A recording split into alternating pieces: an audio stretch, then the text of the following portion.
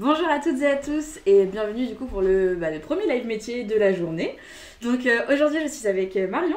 Salut Sarah. Comment ça va? Bah très bien, écoute, on est prêt pour découvrir un nouveau métier aujourd'hui. Ouais, complètement, et en plus c'est un métier très particulier qui est peu connu Ouais. et qui est très très très intéressant. En tout cas moi, et vraiment pour le coup, je l'attendais vraiment ce live métier. Bah sans plus attendre, du coup on vous présente Quentin qui est là. Bonjour Quentin. Bonjour à tous. Comment tu vas Quentin?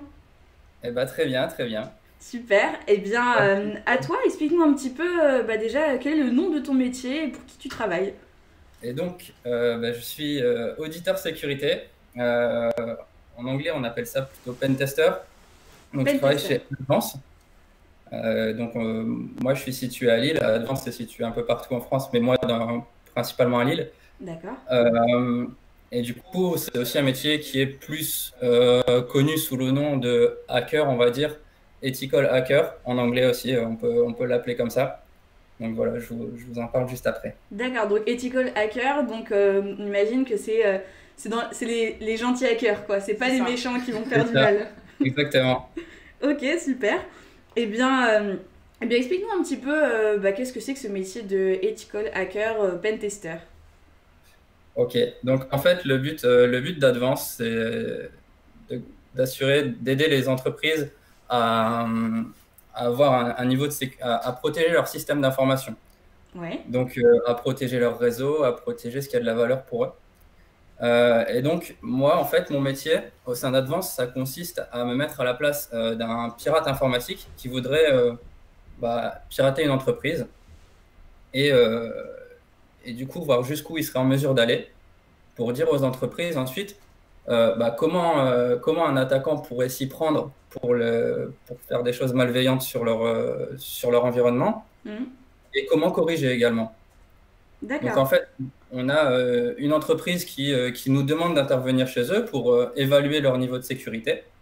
On réalise la mission, hein, on essaye de pirater soit leur site web, soit une application mobile, soit leur réseau interne, ou tout ce qui est exposé sur Internet chez eux. Et ensuite, on fait un rapport pour documenter ce qu'on a fait. On cherche à prouver ce qu'on a fait et ce qu'on a trouvé. Mhm. Et ensuite, comment corriger ce qu'on a identifié comme vulnérabilité, comme faille. D'accord. Très bien. Donc en fait, toi, tu vas pas choisir par toi-même d'aller hacker entre guillemets des entreprises, des systèmes dans les entreprises. C'est parce que sinon ce serait illégal, j'imagine. Tout à fait. Voilà. Et donc, c'est les entreprises qui font appel donc, à des pentesters pour leur demander de vérifier si leur système ne présente pas de vulnérabilité, c'est ça? Exactement, c'est ça.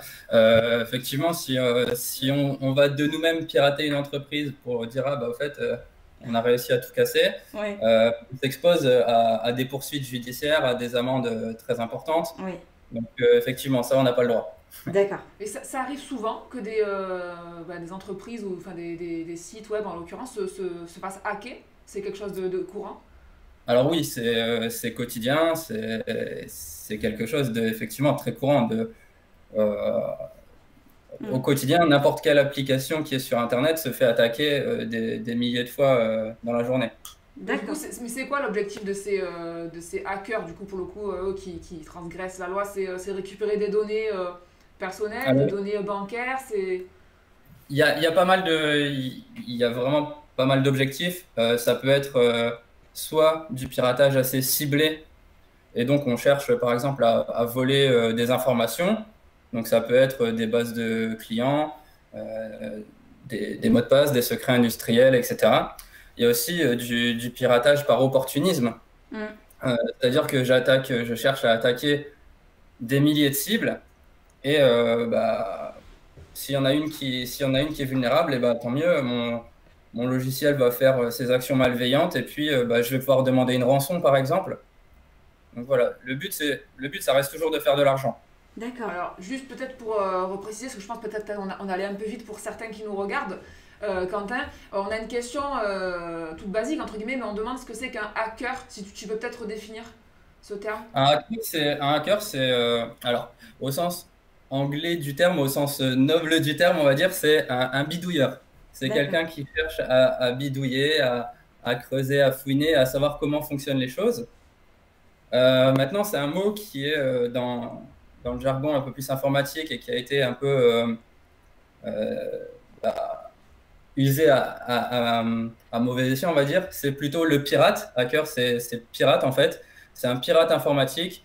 Et quand on parle de hacker, bien souvent, quand on entend parler de hacker, on entend un pirate qui a des intentions malveillantes, qui cherche à, faire, à être malveillant, à produire des choses qui peuvent porter préjudice à l'application ou au site internet ou peu importe, l'entreprise de manière générale. Donc toi, finalement, tu es un contre-pirate. C'est un peu ça. Et donc, c'est le penchant. Donc, il y a la force obscure et il y a le côté ethical hacker où là, cette fois, effectivement, ouais, on a cette notion éthique où on le fait pour aider l'entreprise, pour se protéger. D'accord. Super. Et du coup, tout à l'heure, tu parlais de hacker des systèmes, etc. Mais grosso modo, qu'est-ce qu'il est possible de hacker? Est-ce que ça peut être que des ordinateurs ou plein d'objets du quotidien qu'on utilise? Effectivement, c'est une très bonne question. Il n'y a pas que des ordinateurs, il n'y a pas que des serveurs, il n'y a pas que des sites web. Ça peut être tout un tas d'objets connectés, typiquement. D'accord. Je ne sais pas, une montre connectée, par exemple, une serrure connectée, par exemple. Enfin, voilà, tout ce qui est connecté, en fait, tout ce qui est numérique, on peut essayer de le bidouiller, en fait. Donc, même les avions, par exemple? Ouais, typiquement, un avion, bah, effectivement, il y a énormément de systèmes d'information embarqués. Il y a beaucoup de choses qui sont embarquées dans les avions. Et effectivement, il y a des possibilités de pirater des avions. Ouais. D'accord. Le risque est gros. Ouais, là, pour le coup, oui. Alors, on a une question. On me demande, est-ce que c'est vrai que vous pouvez pirater McDo? Alors, ça dépend ce qu'on appelle de pirater McDo. C'est toujours la même chose. McDo aura tout un tas de choses qui lui appartiennent, qui sont sur Internet. Alors, on peut dire pirater McDo parce qu'on a piraté le site web institutionnel de McDo, mais est-ce que c'est pirater McDo ou est-ce que c'est pirater la caisse de McDo pour essayer de ne pas payer son menu quand on commande? Voilà, c'est ces choses-là. Et après, bah, tout dépend, effectivement, tout est plus ou moins piratable. Ça va dépendre des moyens qu'on y met et du temps qu'on veut y passer. Alors, moi, pour le coup, j'avais pas entendu parler de cette histoire, mais il y a Océane qui demande si on peut parler de l'hôpital qui s'est fait pirater. Je sais pas si ça te parle, Quentin. Donc là, il y a un hôpital qui s'est fait pirater, je sais plus, ces derniers jours, c'est il y a 2 jours, je crois, où en fait, effectivement, ils ont propagé ce qu'on appelle un ransomware. Donc c'est un logiciel malveillant qui va chiffrer tous les documents. Donc on dit chiffrer, à l'abus de langage c'est crypté, ça n'existe pas, on dit chiffrer. Mais du coup c'est chiffrer tous les fichiers qu'il y a sur les ordinateurs. Et du coup, forcément, on ne peut plus accéder aux données puisque les données n'apparaissent plus de manière lisible. Et ça peut même apporter atteinte au fonctionnement de l'ordinateur puisque des fois, il ne va plus reconnaître certains fichiers qui lui sont essentiels pour fonctionner. Donc, voilà, là, ce qui s'est passé, a priori, hein, on n'a pas encore toutes les informations sur cette attaque, mais en fait, il y a des pirates qui se sont attaqués à l'hôpital et qui ont propagé donc, ce genre de logiciel sur le réseau. Et à partir de là, forcément, tous les ordinateurs se font chiffrer un par un. Et les pirates exigent une rançon pour donner une clé qui permet de déchiffrer ces fichiers et rendre utilisable le système d'information. Ça fait peur quand même. Ah ouais. Quand on voit ces choses-là, ça fait peur. Mais du coup, heureusement qu'il y a des personnes comme toi. Des gentils pirates. Oui, voilà. Et qui sont là pour protéger ce genre de choses, essayer de comprendre, parce que si on faisait hacker des services aussi importants tels que des hôpitaux ou d'autres structures, c'est très dangereux, quoi. Ouais, carrément. On intervient beaucoup auprès des hôpitaux, effectivement, pour les aider par rapport à ça, puisque effectivement, un hôpital ne peut pas se permettre de s'arrêter. Et ça, les pirates, ils en ont conscience. Donc, il y a 2 choses. Soit c'est une attaque par opportunisme, comme je le disais tout à l'heure, et en fait, c'est juste une attaque qui fait que ça essaye de pirater le premier qui vient, et celui qui est mort, tant pis pour lui. Soit c'est ciblé contre un hôpital expressément, Donc voilà, là c'est soit l'un soit l'autre. Je sais pas à l'heure actuelle, je sais pas si c'est du ciblé ou pas. Mais du coup, bah, effectivement, ils ont cliqué sur le mauvais truc et a priori c'est quelque chose qui s'est propagé par mail. Donc ils ont reçu un mail avec un lien un peu frauduleux. Et la personne qui a cliqué, bah, forcément, ça a propagé. Ensuite, ça a exploité une vulnérabilité au sein du système de l'hôpital et ça s'est propagé partout. Et donc, bah, les hôpitaux, ils sont un peu pris à la gorge. Alors, soit ils doivent payer, mais souvent, ils ne peuvent pas. Et c'est pas ce qui est recommandé parce que bah, ça encourage les pirates à continuer à faire ce genre d'action. Et en plus, on n'a pas les garanties que le pirate nous dise bah, oui, tiens, voilà la clé. Si derrière, il nous dit non, en fait, redonne-moi encore de l'argent, bah, on est un peu perdant, quoi. Et on n'a aussi pas la garantie qu'il ne va pas revenir, en fait. Puisqu'il a réussi à le faire une fois. Est-ce que dans 6 mois, il ne va pas revenir? Voilà. Donc ça, c'est un peu le problème. Ok. Donc... Très bien. Et du coup, alors pour résumer un petit peu là, cette partie-là, en tout cas les trois majeures missions de ton métier. Donc toi, premièrement, tu réceptionnes la demande d'une entreprise qui te demande donc d'aller vérifier son système et ses vulnérabilités. Ensuite, tu réalises ta mission, donc de gentil hacker comme on disait tout à l'heure. Tu tentes donc de pirater un site ou une application ou en tout cas tous les systèmes possibles. Et à la fin, bah forcément, tu as hacké, d'accord, donc c'est super, mais maintenant, il faut rendre des comptes et expliquer à ces entreprises, donc ces clients finalement, comment tu as réussi à hacker pour prouver que c'est vrai déjà, et bah forcément leur proposer des solutions derrière parce que tu peux pas les laisser comme ça, c'est ça? Ouais, c'est exactement ça. Et pareil, dans le rapport qu'on fournit, on dit aussi ce qu'on n'a pas réussi à faire et ce qui est bien fait en fait aussi, pour aussi mettre en valeur le travail qui est effectué par les équipes informatiques. Très bien. On a plein de questions là. Ouais, il y en a beaucoup de questions, ça intéresse beaucoup, donc tant mieux si ça vous intéresse. Effectivement, ça a l'air d'être un métier passionnant, en tout cas, moi je trouve que ça a l'air très passionnant. Bon, on a des questions un peu, comment dire, capillotractées, je sais pas, mais on a... attendez, ça défile, j'arrive plus à lire. Est-ce que c'est possible, est-ce que c'est possible de pirater la NASA ou la zone 51? Alors, je m'attendais un peu à ce genre de questions et c'est vrai que j'en parle après dans les slides suivants. Mais effectivement, comme je le disais tout à l'heure, ça va dépendre des connaissances qu'on a, du temps qu'on y accorde et voilà, de l'énergie qu'on va y dépenser en fait. Oui. C'est sûr que ça se fait pas en une semaine. Par contre, il y a quelqu'un qui nous dit aussi, est-ce que vous pouvez pirater n'importe qui dans la rue? Ça, c'est peut-être plus facile. Effectivement, on a tous nos téléphones avec nous, des smartphones connectés. On s'imagine que c'est possible de pirater le téléphone de quelqu'un, quoi. Alors, c'est pareil. Il y a effectivement, si on veut pirater un téléphone, il y a des possibilités d'interception des communications, etc. Donc, c'est des choses qui sont faisables. Maintenant, quel est l'intérêt et la probabilité que quelqu'un le fasse, ça reste assez restreint, je pense. Mais oui, après, c'est des choses qui sont faisables. Ouais. Après, voilà, il faut aussi se dire qu'il y a deux métiers. Il y a le chercheur en sécurité qui va chercher des vulnérabilités, qui va dédier son temps pendant des mois, voire des années sur un composant en particulier. Typiquement, je ne sais pas, quelqu'un qui va rechercher des vulnérabilités sur Firefox ou sur Windows en tant que tel. Et ça, bah, c'est un travail de longue haleine où on va passer des mois, des années sur ces cibles. Nous, on a un travail un peu d'auditeur. On est dans un temps limité et on se place plus du côté attaquant opportuniste, on va dire. Voilà, on va estimer qu'un attaquant, il ne va pas passer plus de 5 jours sur sa cible, par exemple. Donc, on va passer 5 jours sur notre cible. C'est ce genre d'approche qu'on peut avoir. Et donc, on va utiliser un peu plus, on va utiliser les connaissances et ce qui a été publié par les chercheurs, les vulnérabilités qu'ils ont découvertes, pour voir si un attaquant peut effectivement utiliser ces connaissances-là contre notre client. Ok, très bien. Et bien justement, est-ce que tu pourrais peut-être venir un peu plus dans le détail de ta journée, en quoi ça consiste, quelles sont tes missions quotidiennes, finalement dans ta semaine plutôt, parce que je pense que tu le répartis sur toute la semaine. Ouais. Donc en fait c'est ça, c'est qu'une mission globalement, on va dire que les missions prennent en général une semaine, sur des périmètres standards c'est une semaine.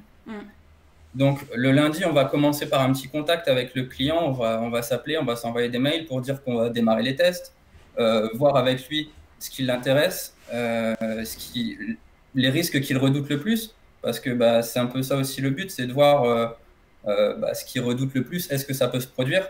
Parce que si on lui dit, bah, en fait, on peut, euh, on peut voler des informations sur ton serveur et qu'il me dit, ouais, moi je m'en fous, en fait, tout ce que je veux, c'est savoir si mon serveur il peut être coupé d'une minute à l'autre. Bah, on a tapé à côté. On a un peu perdu, on a un peu perdu notre temps parce on lui a montré quelque chose, mais c'est pas ça qu'il voulait voir. Donc déjà, il faut faire un petit briefing pour savoir ce que le client attend de cette mission, lui décrire également comment ça va se passer, parce que bah, forcément, ça suscite des inquiétudes. Hein, quand on se dit, oh, il y a un pirate sur mon environnement, il y a quelqu'un qui essaye de me pirater, bah, ça peut susciter de l'inquiétude. Donc voilà, on lui explique un peu la démarche et qu'il ne s'étonne pas également de voir des choses qui se produisent sur son système. D'accord. Et juste petite question par rapport à ça, est-ce que les clients qui te contactent, ce sont forcément des personnes justement qui ont été piratées ou ce sont juste parfois c'est des personnes qui veulent anticiper et vérifier juste que leur système ne présente pas de vulnérabilité? Ouais, alors effectivement, le mieux, c'est que ce soit préventif. Ça arrive qu'on réagisse, mais du coup, la démarche est complètement différente. Quand on réagit, quand le client s'est fait attaquer, là, on cherche à voir ce qui s'est produit pour bah, voir ce que l'attaquant a fait, s'il s'est laissé des accès, etc., s'il peut revenir par la suite, et ensuite corriger cette vulnérabilité qui a été exploitée. Là, on est plutôt sur une démarche préventive avant de s'être fait attaquer, ouais, effectivement. D'accord, très bien. Bon, il y a une question un peu plus matérielle de Raphaël qui demande bah, justement quel matériel tu utilises au quotidien. Est-ce que ce sont des open source comme Kali Linux? Oui, alors on est principalement sur des logiciels qui sont accessibles au grand public. Donc, on est sur des distributions Linux avec des outils grand public. Kali en fait partie, effectivement. Et après, bah, voilà, on cherche à utiliser, même si on a des versions payantes de ces logiciels, etc., on utilise des choses qui sont connues du grand public et qui sont accessibles en fait sur Internet parce que ça fait aussi partie de la démarche de se dire que bah, l'attaquant va aussi utiliser ce genre d'outils pour attaquer la cible. Vous mettez à leur place en fait. Ouais, vraiment, c'est ça le but, hein, c'est de se mettre à la place de l'attaquant et de faire tout comme si on était un attaquant qui voulait nuire à notre cible. D'accord. Alors, je sais pas si Sauf que nous, en parallèle, on rédige un rapport pour leur dire ce qui s'est passé et comment corriger. Alors, je sais pas si tu l'as évoqué, Quentin, tout à l'heure, mais il y a une question du coup par rapport à ça qui demande demande quel est le pays le plus sécurisé en termes de hacking ou de piratage. Je sais pas si toi, du coup, tu travailles uniquement pour des clients en France ou pour un petit peu des clients partout dans le monde. Alors, on travaille volontiers à l'international, donc effectivement, on peut être amené à se déplacer et à travailler pour des clients qui sont français. Maintenant, des statistiques sur les pays les plus sécurisés, j'en ai pas forcément. Ça, je saurais pas y répondre, j'ai pas ce genre de statistiques. Oui, complètement.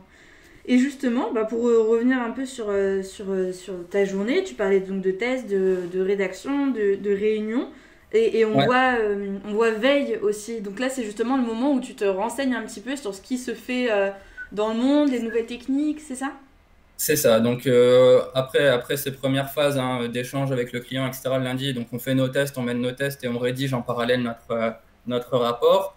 On a quelques réunions également pour éventuellement, si on a trouvé une vulnérabilité très importante pendant nos tests, on va appeler le client immédiatement pour qu'il puisse corriger tout de suite la vulnérabilité et que ce ne soit pas exploité par quelqu'un d'autre de malveillant avant même qu'on lui ait rendu le rapport.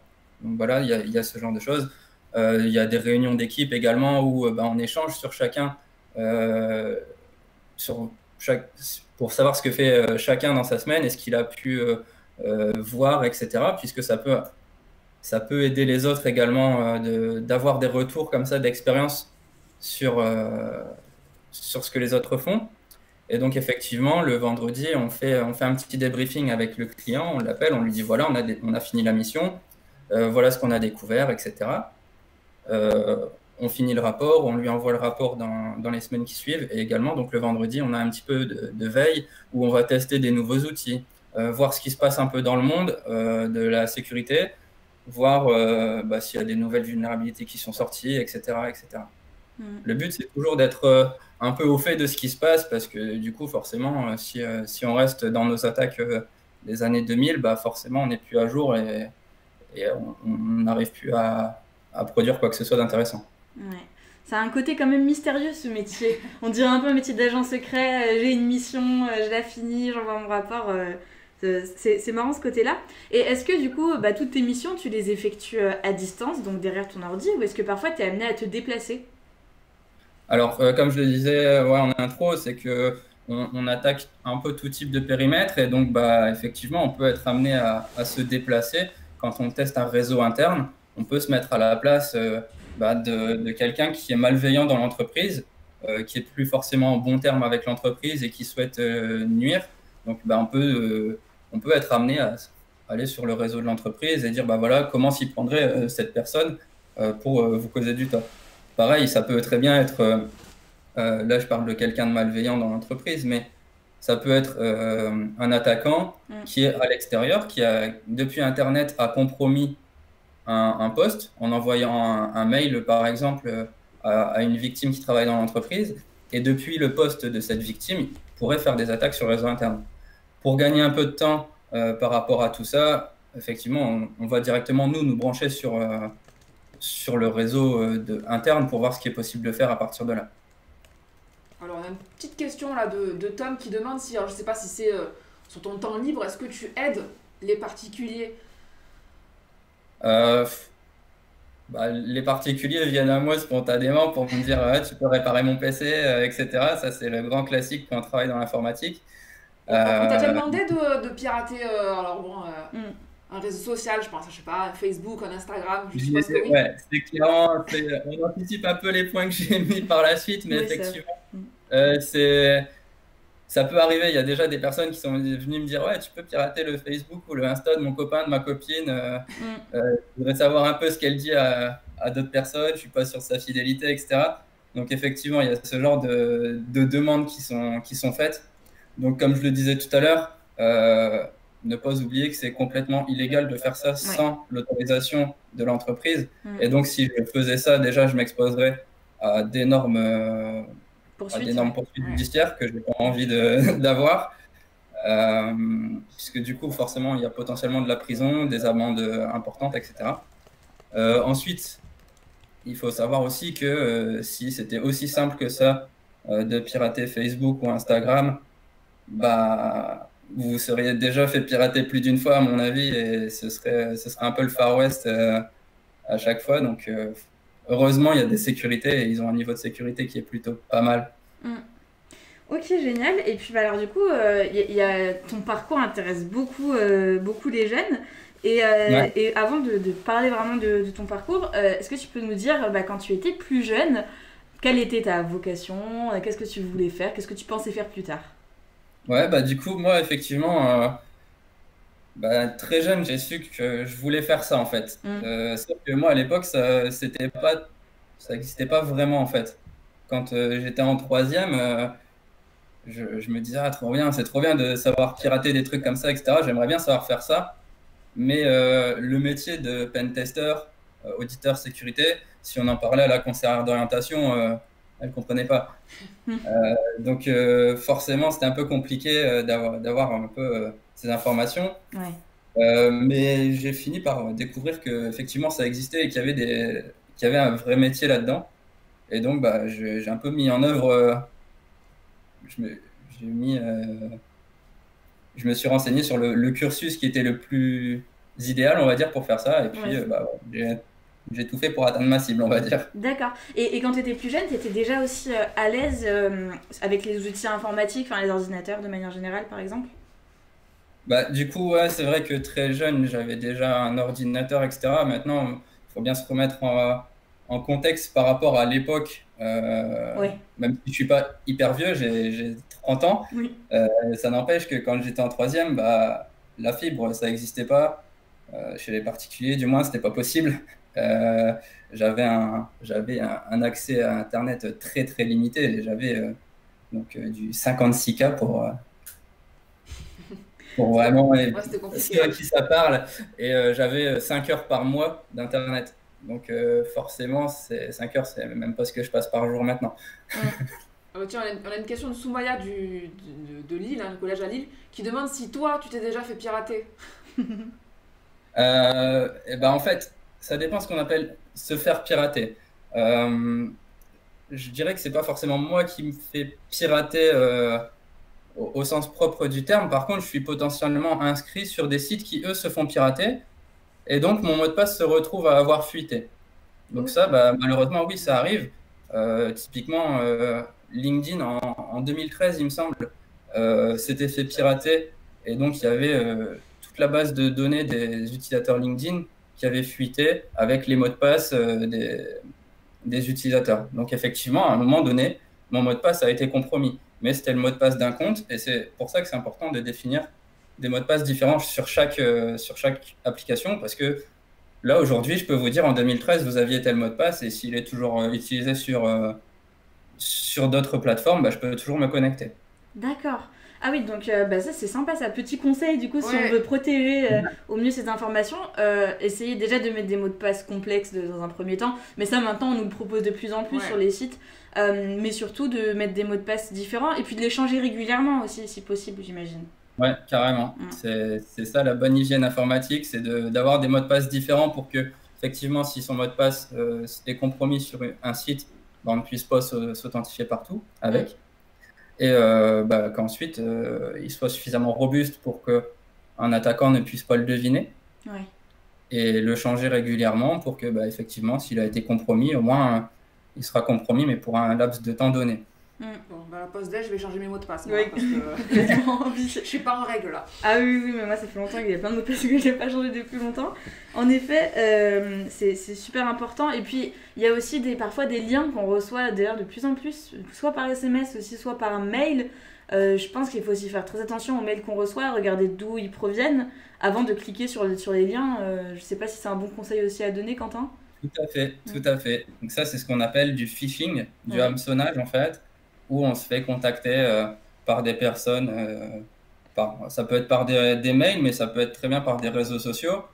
SMS aussi, et- moi ça m'est déjà arrivé de recevoir des SMS et je me dis encore que voilà, nous encore on est jeunes, on peut être alerte, mais c'est vrai que peut-être des personnes un peu plus âgées, bon là on parle des particuliers, hein, c'est vrai, on sort un peu du contexte, mais même pour les personnes plus âgées, comment on peut faire un peu pour sensibiliser par rapport à tout ça?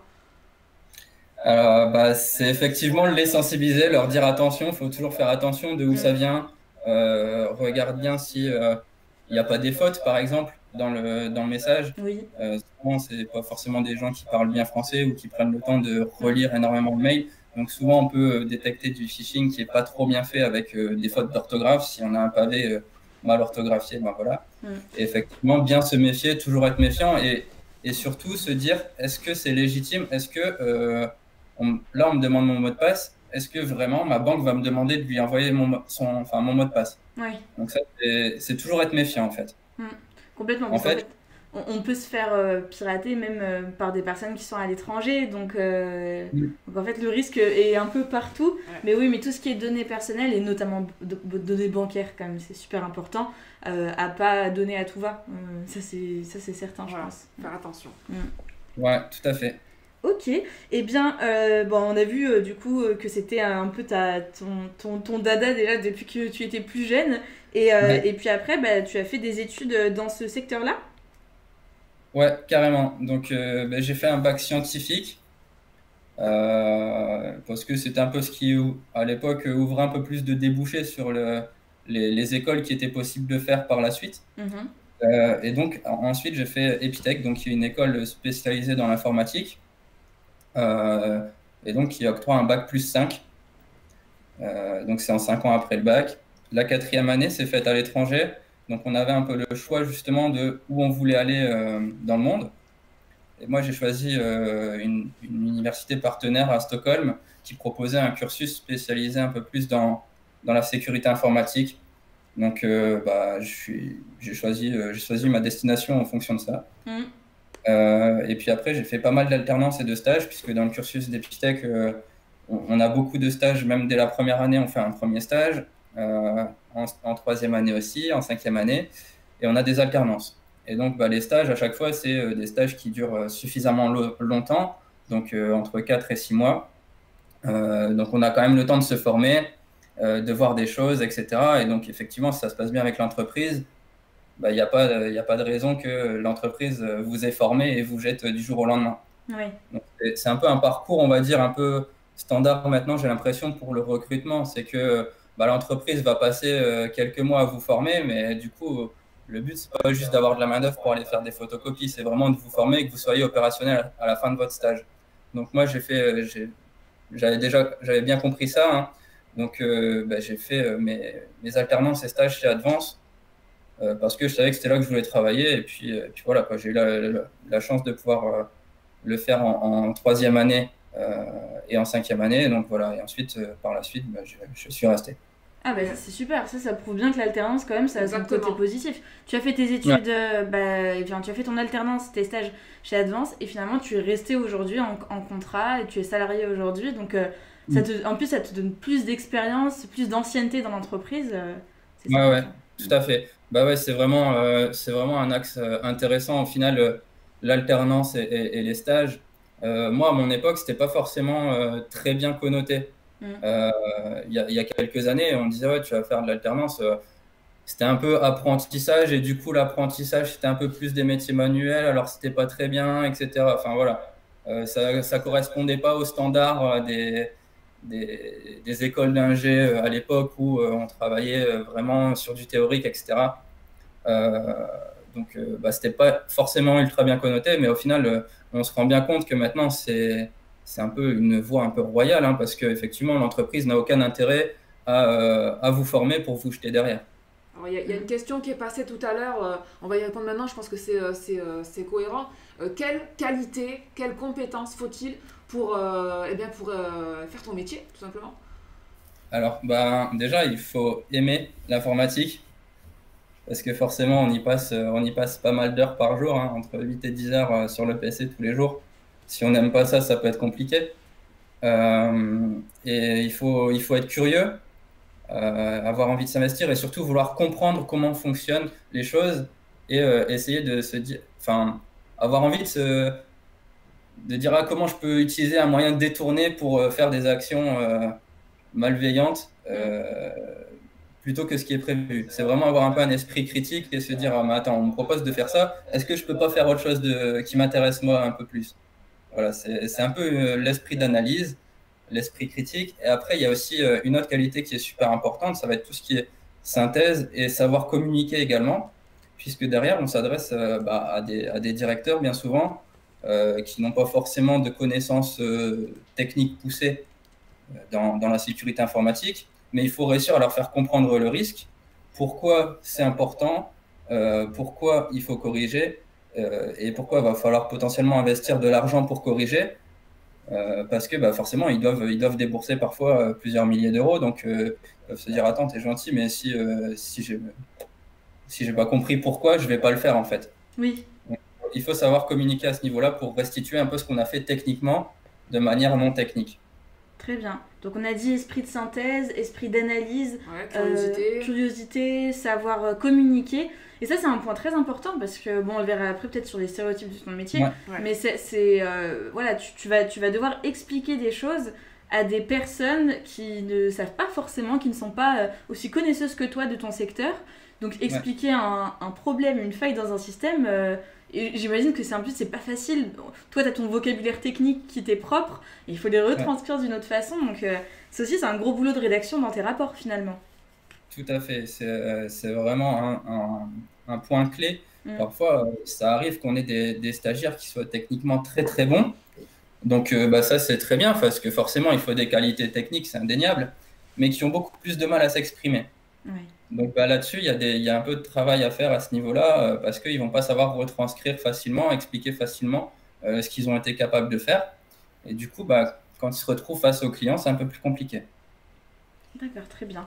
Et est-ce qu'il faut obligatoirement avoir fait un parcours scolaire dans l'informatique pour faire ton métier ou même tout simplement pour pirater des systèmes? Là, si on parle par exemple des hackers aujourd'hui du coup, qui piratent des systèmes, les hackers malveillants, est-ce que eux, par exemple, ils ont fait des études dans l'informatique ou ils auraient pu aussi se former tout seuls? Bah, pas forcément. Alors, effectivement, moi, si on veut travailler dans l'informatique et faire ce genre de métier, effectivement, il faut témoigner de connaissances solides en informatique. Alors, le fait d'avoir un parcours informatique, forcément, c'est l'idéal. Oui. Après, si on est en mesure de prouver que bah, on a des connaissances parce qu'on a fait des projets à côté de son travail en tant que hobby, bah, voilà, on peut effectivement avoir ce biais-là.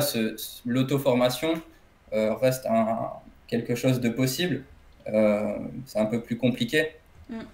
Mais c'est possible. Et les hackers malveillants, effectivement, bon, peuvent faire ça à côté de leur travail, mais c'est un peu à la marge. On va dire que hacker malveillant, c'est aussi un métier maintenant, en fait. Ouais. Parce que clairement, enfin, c'est limite les groupes de hackers malveillants, c'est limite des entreprises, en fait. Enfin, Mm. il peut y avoir des entreprises qui font ça, en fait. D'accord. Mais donc finalement, c'est quand même important d'avoir des compétences solides dans le domaine de Oui. l'informatique pour connaître toutes les failles. Donc finalement, tu n'aurais pas pu passer à côté de ton parcours scolaire. Parce qu'en plus, la cybersécurité, c'est quand même un secteur qui connaît une forte demande et qui a bah, tu fais de la veille tous les jours, donc il y a toujours des sujets à traiter, des nouveaux sujets importants. Donc finalement, faire des études dans ce secteur-là, ça t'apporte toujours plus de compétences que quelqu'un qui se renseigne de lui-même, j'imagine. C'est vrai, oui. À l'époque, par contre, il n'y avait pas forcément de filière vraiment dédiée à la sécurité informatique. Ça commence un peu à émerger. Il y a quelques écoles qui proposent vraiment des parcours un peu plus cybersécurité, etc.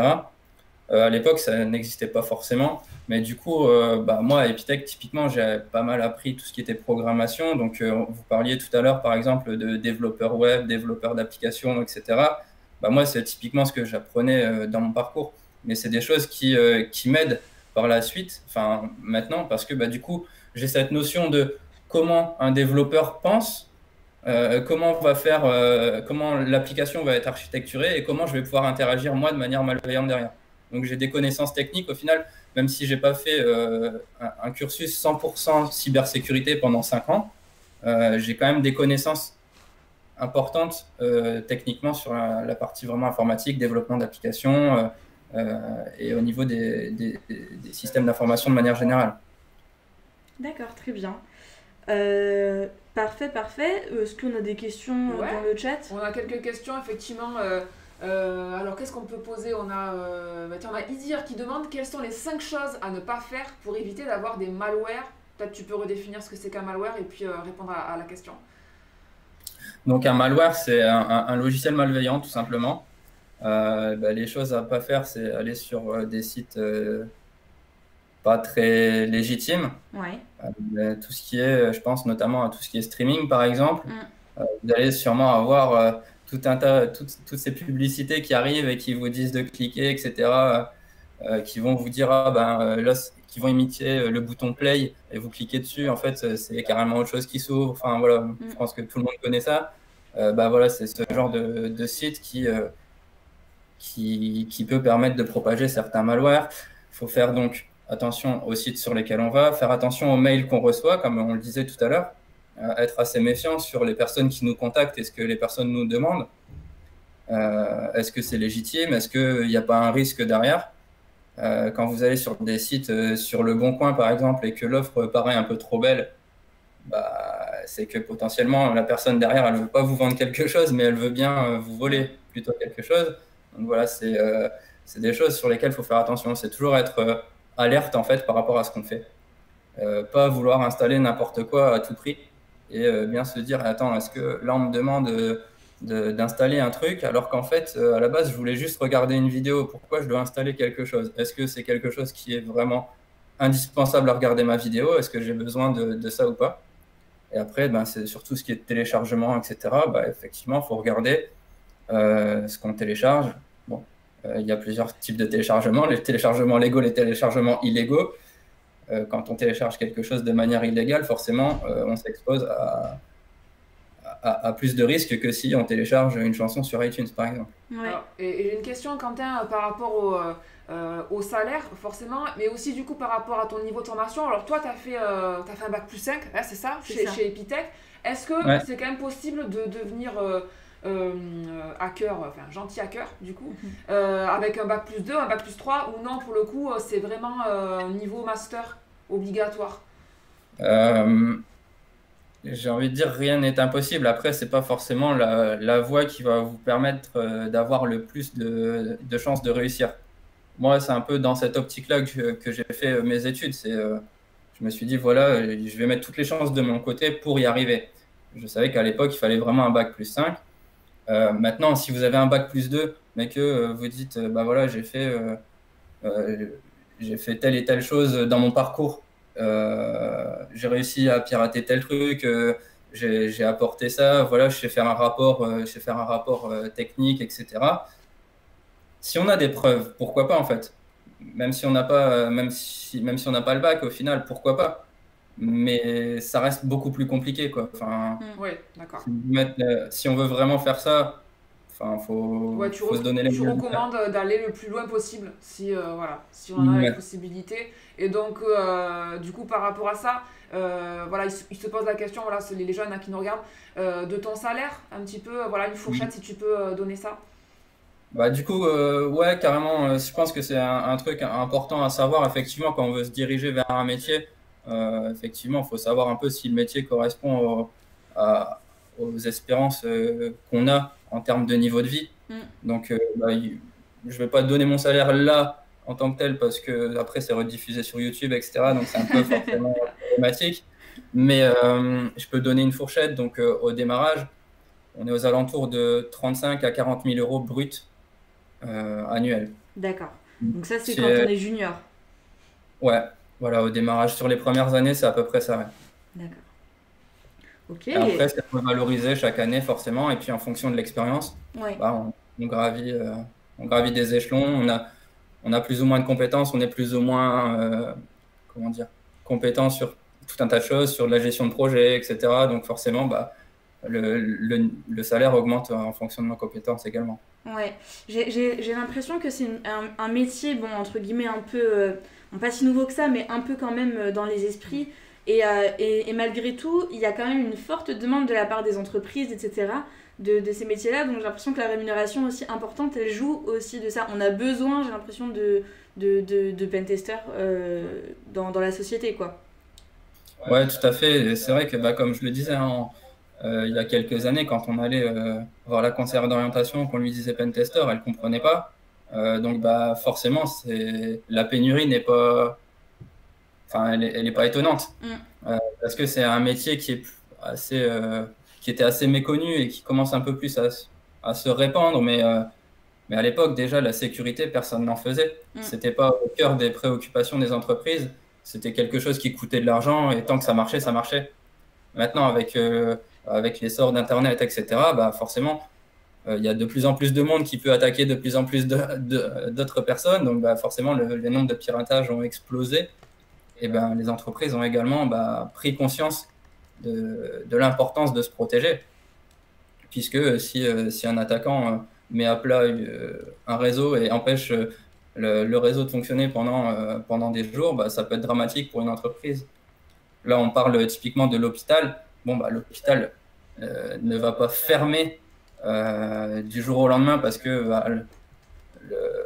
ils se sont fait attaquer. Maintenant, imaginons une petite entreprise qui, même si elle fait un chiffre d'affaires assez important, si elle se fait attaquer mais qu'elle ne peut plus produire pendant un mois, bah, potentiellement, elle peut être amenée à fermer et à plus rouvrir, quoi. Ouais. Parce qu'ils se sont fait attaquer.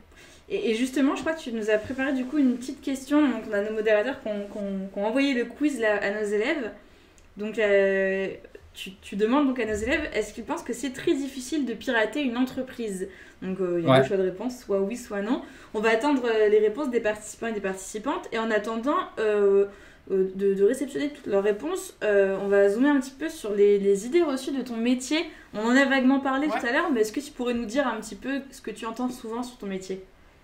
Ouais, donc bah, forcément, une des premières choses que l'on entend, c'est que c'est un métier de geek et de, à l'époque, quand on parlait de geek, c'était la personne renfermée sur elle-même qui était que dans ses ordinateurs toute la journée et qui parlait à personne.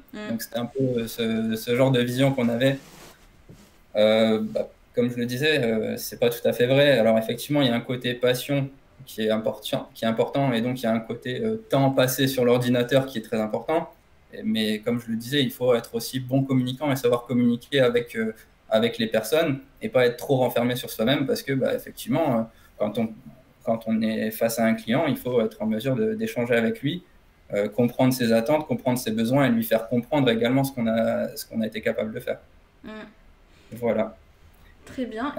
Et du coup, on l'a dit tout à l'heure, mais forcément, quand on voit ton métier, on se dit que celui-là, il peut hacker tout ce qu'il veut. Et j'imagine que pas forcément. Ouais, donc comme je le disais, effectivement, ça dépend déjà du temps qu'on y passe. Quand on va pirater, si on parle de pirater Facebook, typiquement, on va enfin, ça paraît compliqué de pirater Facebook. Ça voudrait dire faire en sorte qu'on puisse s'identifier à la place de n'importe qui, voler les identifiants de tout le monde en une seule fois, parler sur le chat ou publier des photos à la place de n'importe qui. Ça paraît assez complexe, même si je dis pas que c'est impossible, ça s'est déjà produit. Il y a déjà eu ce genre de choses qui ont été prouvées dans les années précédentes. Maintenant, on va plutôt viser une personne que l'on souhaite pirater, lui envoyer un mail frauduleux, lui dire tiens, regarde, faut que tu te connectes, clique là-dessus. La personne va se connecter avec ses identifiants Facebook en pensant que c'est le site de Facebook. En fait, non, c'est un site sur lequel l'attaquant a la main. Et donc, il va récupérer des identifiants comme ça.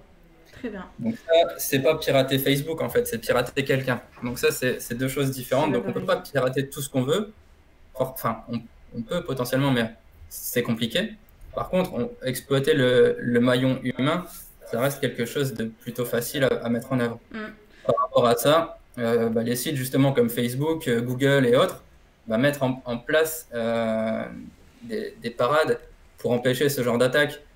Si vous vous connectez maintenant sur votre compte Facebook, sur votre compte Google, depuis un PC sur lequel vous n'avez pas l'habitude, typiquement, on voit que vous êtes connecté je sais pas, au Costa Rica, sur un PC sur lequel vous vous êtes jamais connecté, on va avoir un mail qui dit attention, est-ce que c'est bien vous, valider la connexion, etc. Donc ça, c'est des parades que les entreprises mettent en œuvre pour éviter que leurs clients se fassent pirater. Ok, très bien. On a eu du coup des réponses. Ouais, ça y est. Alors voilà, la question, je la rappelle, c'était est-ce que c'est très difficile de pirater une entreprise? Eh bien, c'est le oui qui l'a emporté. À 66%, il y en a quand même 34% qui pensent que c'est facile. Ah oui, ça revient un peu à ce que c'était en train d'expliquer finalement, Quentin. Ça dépend. Ouais, ça dépend vraiment en fait. Et ça dépend de où on se situe. Est-ce qu'on va se situer sur Internet ou est-ce qu'on va se situer dans le réseau de l'entreprise? En général, quand on rentre quand on est connecté au réseau d'une entreprise, c'est un peu plus facile que depuis Internet. Et heureusement. Parce que forcément, depuis Internet, les probabilités de se faire attaquer sont multipliées par des milliers. Alors qu'une personne qui arrive à se connecter au réseau interne de l'entreprise, c'est un petit peu plus compliqué.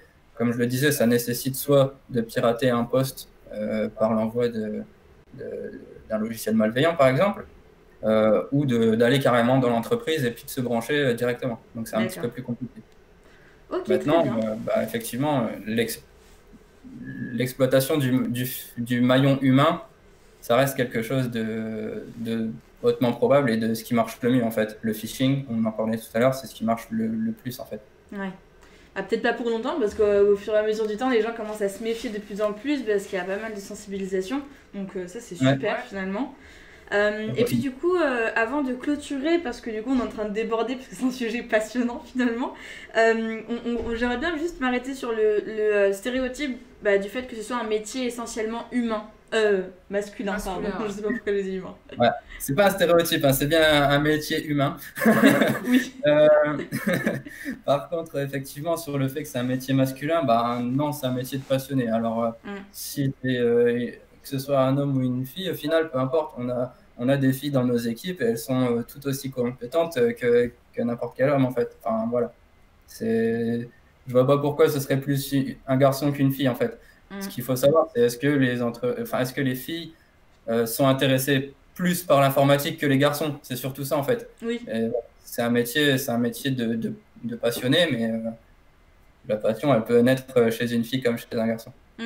Oui, complètement. Donc en fait, ça dépend juste, là pour le coup, vraiment de l'humain, de ce qui Ouais. l'intéresse et ce vers quoi il veut se diriger. Si une personne est intéressée par l'informatique, et qu'elle y aille et qu'elle se mêle pas de frein, que ce soit un homme ou une femme, et puis vice versa finalement pour tous les autres métiers, même les métiers qu'on dit à dominante féminine, Ouais. sont aussi accessibles aux hommes.